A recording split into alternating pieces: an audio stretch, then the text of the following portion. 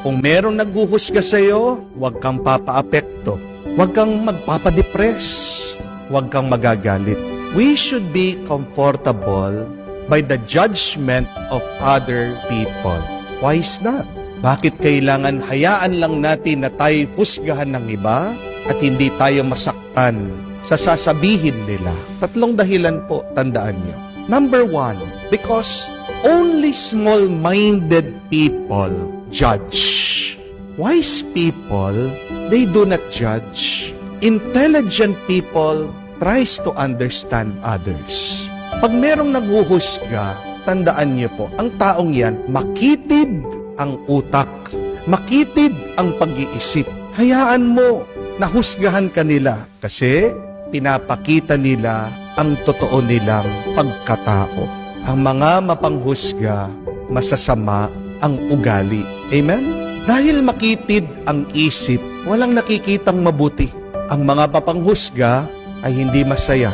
Hindi naman natin kailangan patunayan ang ating sarili sa ibang tao. Kailangan natin patunayan ang ating sarili sa Diyos. At paano tayo mamahalin ng Diyos? Sa pamamagitan ng pagsunod natin sa Kanyang kagustuhan. At kung tayo man ay magkulang, tayo sana'y matutong magpakumbaba. God tries to understand us. God tries to love us. Bakit? Kasi ang Diyos, malawak ang Kanyang pag-iisip. Malaki ang Kanyang pagmamahal. God will also judge us.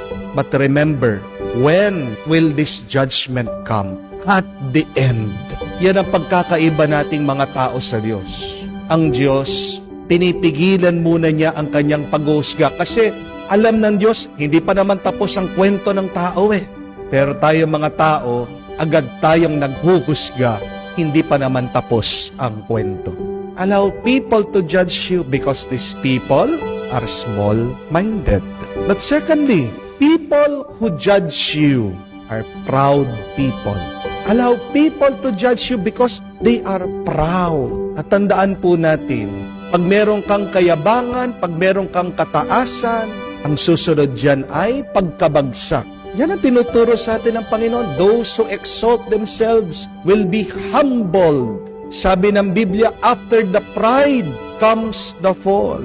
Hayaan mo lang ang ibang manghusga sa'yo. Kasi darating din ang oras, sila ay huhusgahan ng Diyos. What should you do when you are being judged? Continue doing the good that you can do. Leave people who judge you because they are not loving people. Sabi nga po ni Mother Teresa, when you judge others, you do not have time to love. Hindi kayang magmahal ang isang taong nanghuhusga dahil ang kabaliktaran ng panghuhusga ay pag-uunawa at pagmamahal. Pero pangatlo at kahuli-hulihan, hayaan mo na husgahan ka ng ibang tao kasi ang mga taong mapanghusga hindi payapa.